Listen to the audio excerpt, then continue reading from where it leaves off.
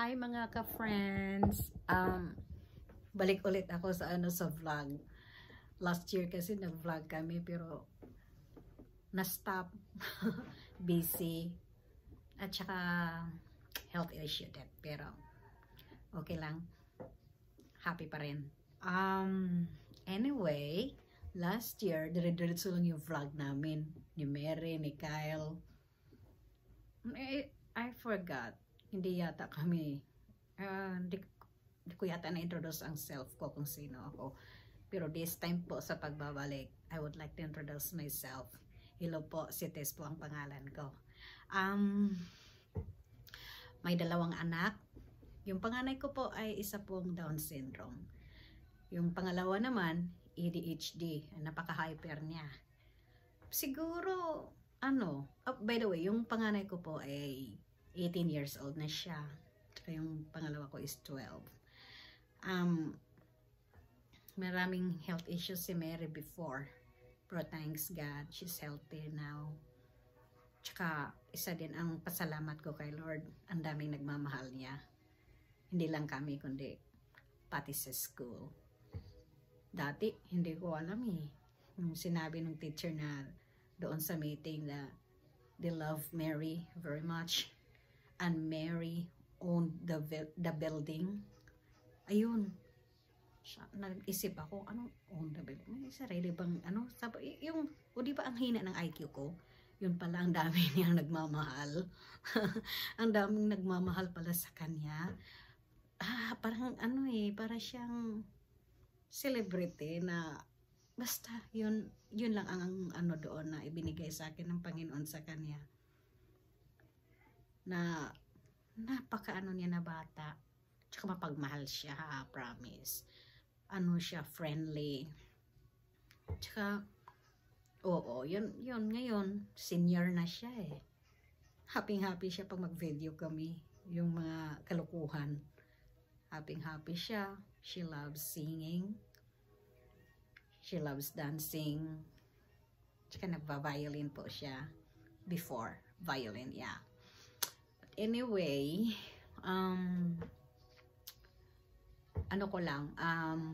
sasabihin ko lang po, kasi alam ko po na hindi niyo ako kilala, and you don't care, pero wala lang, gusto ko lang po isabi, since na balik ulit ako sa vlog, so kailangan kong yung ko lang, introduce ko lang, pero ayun, nung bata pa si Mary kasi, nung buntis ako kay Mary, hindi ko alam kasi na na special si Mary. Kasi, nung time na yun, nung pinagbuntis ko siya, in prenatal check up ko, hindi kasi nadidetect na siya na may kapansanan. Kasi nung time na yun, hindi kasi katulad ngayon. Nung time, wala pa. Oo, so on the day na ipinanganak ko siya, hindi ko siya kaagad nakita kasi dinala siya sa NICU. Tapos, kinabukasan po, kinausap ako ng doktora ko, si Doktora Salvi, I think. Nalimutan ko pangalan niya. Pero napakabait niya, promise. Napakabait niya na doktora. Oo nga, parang si Doktora Salvi yata yun, if I'm not mistaken ha. Nung sinabi niya sa akin na yung anak ko isang special, nagtaka ako, what does it mean? Anong special? I don't understand talaga. Diba? Talagang ang hina ng IQ ko, Lord. At saka yung nagsabi na ako na ano ibig sabihin nun? Yung sa sarili ko lang hindi ko tinanong, pero nakita niya Dr. Salvi yung reaction ko. So, explain niya na isa siyang Down syndrome. Oo, isang Down syndrome. Kung sa atin sa Pilipinas, isa siyang mongoloid. Shock na shock ako talaga, promise. As in, promise. Shock na shock ako at saka nalungkot ako, to be honest. Pero I never asked God kung bakit ako ang pinili niya na magkaroon ng anak na ganyan. Ang isa ko lang kung tinanong sa kanya, paano ang future niya? Kasi alam ko kung ano ang mga buhay katulad nila eh. Paano kung mawala ako dito sa mundo, pati yung asawa ko? Ano na lang siya? Sino mag-aalaga sa kanya? At saka wala hong ibang nakakaintindi sa katulad nilang mga may special needs kundi kaming mga magulang. Pero hindi din lahat, dahil may iba ding mga magulang na may anak na kapansanan, hindi nila tinatanggap. Hindi nila tinatanggap, binibigay nila sa state, to be honest. Kasi siguro sa kanila burdens sa kanila yung mga ganyan. Pero God knows po, hindi ho burden sa akin ang anak ko. Mahal na mahal ko po silang dalawa. Si Kyle, isa po siya ADHD, napaka-hyper. Yun lang si Kyle. Si Mary ang ano, at saka ang daming health issue ni Mary. Mula pa nung nandoon kami sa Pilipinas, ano siya yung kasama na niya yung mga problema sa health niya. Na hospital siya doon sa Manila dahil sa pneumonia. At saka nakakatakot kaya yun, dahil yung yung doon sa Marikina Hospital, at saka napakabait ng mga doktora doon number 1 doon si Doktora Osang, at saka yung heart doctor ni Mary, si Doktora Ferrer. Napakabait niya. Pero sabi nga ni Doktora Ferrer, si Mary daw, ang tawag niya kay Mary is Ninya, kasi babae siya. Kung lalaki daw siya, ang itatawag niya kay Mary ay Ninyo. Oo, yun ang sabi niya. Pero nung nasa hospital kasi si Mary nung time na yun, natakot ako dahil yung katabi niya na baby, yung isang bed, mayroong dumating na pari. At saka nagtaka ko bakit sila nandoon. Yung baby pala namatay. Grabe ang kaba ko, umiyak ako dahil si Mary ay 50-50 dahil sa pneumonia. At saka yung gamot na kailangan sa kanya sa yung para sa IV niya, para sa dextrose, wala sa ospital. Yung kapatid ko pa, si Michelle, siya ang pumunta sa Mercury Drugs, which is hindi niya kabisado kasi pangalawa lang basis niya na nakapunta sa Manila.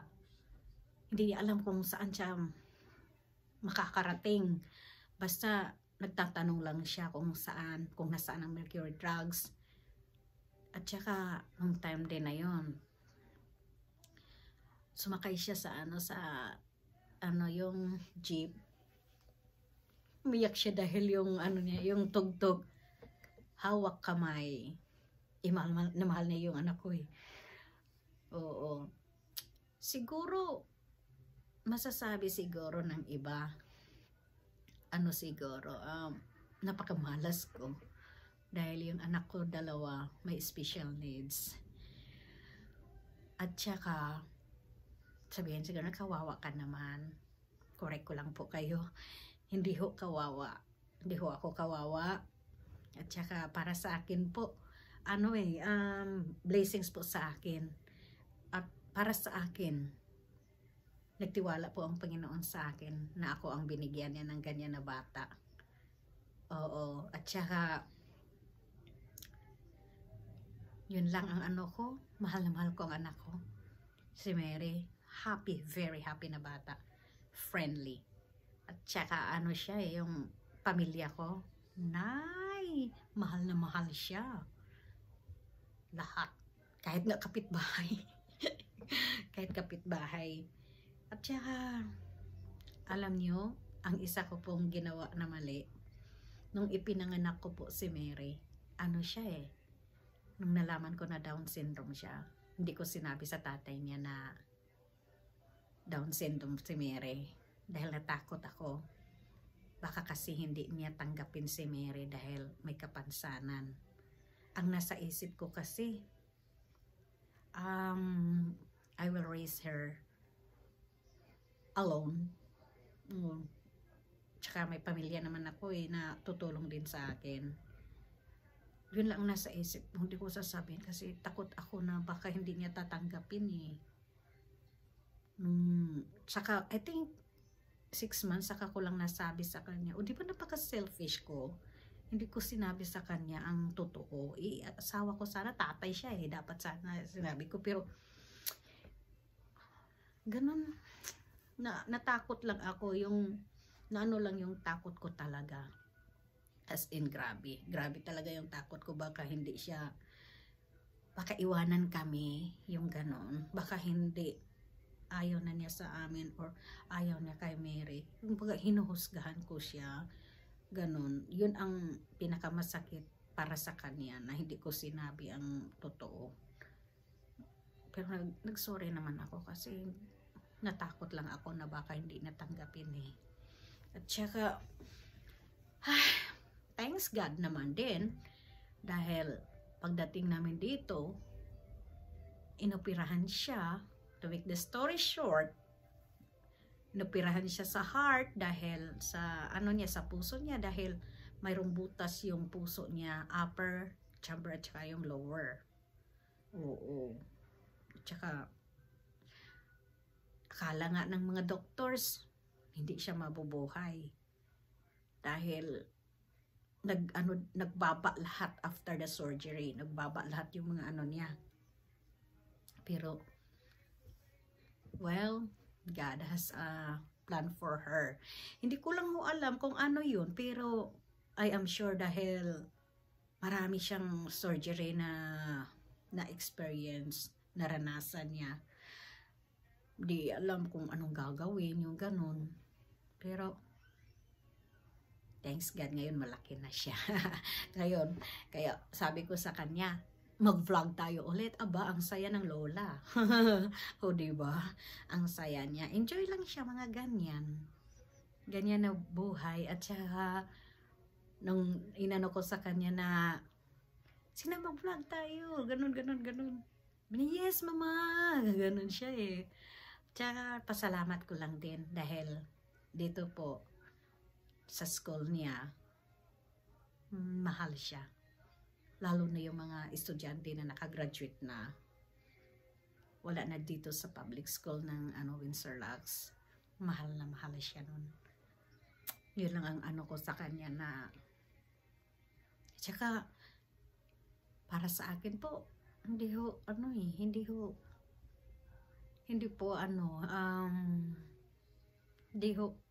burden sa akin si Mary.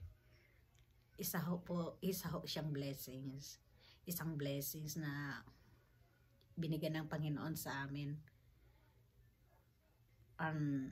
Masasabi ko yung dalawang anak ko, they are my angels. Yun lang ang ko. They are my angels. Tapos, they are my life. Oo. Sila po ang buhay ko. Kaya, para sa mga nanay na may mga anak, na may mga kapansanan,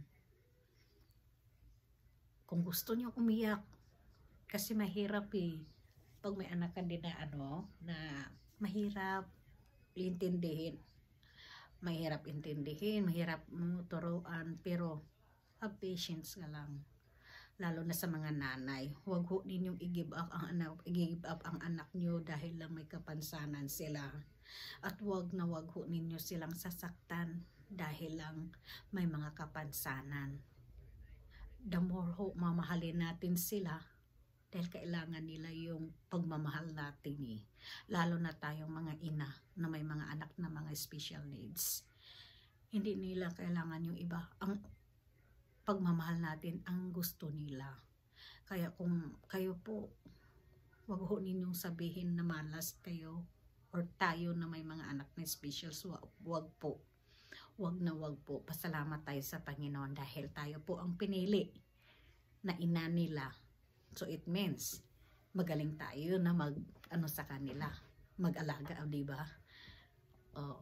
Ganun lang. At saka, para kasi sa akin, minsan, nag-iisip din kasi ako, umiiyak kaya ako paggabi. Minsan. Dahil, hindi ko alam kung anong mangyayari, yung ganun. Pero, I always trust God. Oo, yun lang ang ano ko. Tiwala lang ako sa Panginoon talaga, as in, kapit lang. Kahit gaanong daming problema, kapit lang. Tsaka, every time na may ano ako problema, napifeel ni Mary, pinupuntahan niya ako, tapos sabihan niya ako na, Mama, love you. Ayun, wala na, umiyak na ako. O diba, ang uwi ng nanay. Oo. Yung hug niya ang nagpapalakas kasi sa akin eh. Tsaka, yung lalaki ko naman si Kyle, sinasabihan niya ako, it's okay, Mommy. Everything is okay. God is with you. Ganon. God loves you. Yun lang ang masasabi ko sa kanya, sa ano. At saka, ito lang masasabi ko. Blessed kami ng mga hindi mga isa lang asawa ko. Blessed po ako. Kaming dalawa ng asawa ko na may anak kami na katulad kay Mary at kay Kyle. My love, come here. Come here. Come over here, my love. Oo. Tsaka, come here, my love. By the way, si Mary pala, before, nagba-violin siya, at saka si Kyle nagpa-piano. Pero, hindi na ngayon dahil yung teachers kasi nila, yung si Miss Amy, lumipat ng Texas. She's very nice. She's very kind. At saka, si Mr. A naman, nandun na yata siya sa Hartford ay parang ganun. Nawala yung, ang problema namin sa Mr. A ay yung schedule. Hindi ako pwede sa Friday dahil hindi ako pwede sa Friday dahil dahil may trabaho ako. Yun ang schedule na open para sa kanilang dalawa. So, nag-stop kami. Pero so far naman, enjoy lang naman si Mary, kanta lang siya. Kaya ngayon, sabi ko sa kanilang dalawa, mag-vlog tayo, o diba? O diba, yung ganun lang, mag-vlog tayo. Ngayon, masaya na sila. Kaya, sabi ko, balik ulit kami. Yun lang ang ano ko. At saka, thank you po sa pakikinig sa story ko. Story ng buhay ko. Yan lang ang ano ko masasabi. Thank you po sa pakikinig. And maybe tomorrow, mag-vlog na kami kasama ko yung anak ko. Tsaka, mag-enjoy lang kami. Thank you po for watching. Don't forget to subscribe and like. And by the way po, wag ho tayo makalimot magdasal everyday po. Kahit anuman ang pagsubok ng buhay natin, nasa napakalalim tayo ngayon dahil sa mga problema or naman sa taas, wag ho nating kalimutan magdasal at lalong-lalo na magpasalamat sa Panginoon. At saka yung kung may nangangailangan din, pwede tayong mag-share. Yung ganun lang. At saka, in short, yung nasaan man kayo ngayon, may mga problema. At saka kung pinagdasal ko din na sino man yung mga nasa hospital ngayon, na may mga problema, I'll pray for you. Sana hipuin ho kayong lahat ng Panginoon from head to toes na gagaling po kayo. Tiwala lang. Magtiwala lang sa Panginoon. Yun lang ang masasabi natin. Alam natin, hinirap lang natin yung buhay natin, pero anytime kunin tayo. Pero tiwala lang sa Panginoon. Yun lang masasabi ko. At saka, ito na naman. Anyway, thank you very much po sa pakikinig. Don't forget to share and like. See you next vlog po. Thank you and God bless us all. God bless us all. Bye!